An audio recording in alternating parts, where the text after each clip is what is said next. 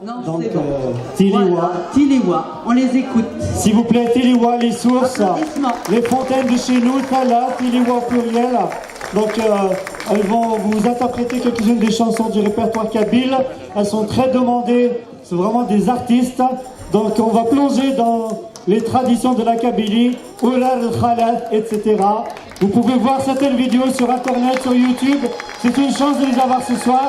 Tiliwa! يفرو خميس الحار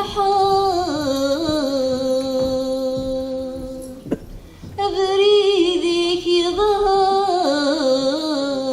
يظهر يكسر فرز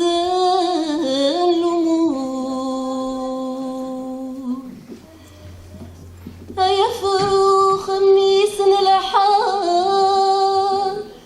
أبريدك يظهر غسورة فرز اللموم سلمي في ثروان جرجر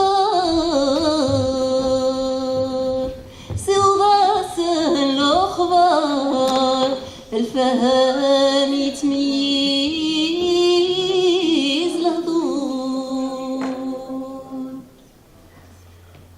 سلمي في ثروان جرجر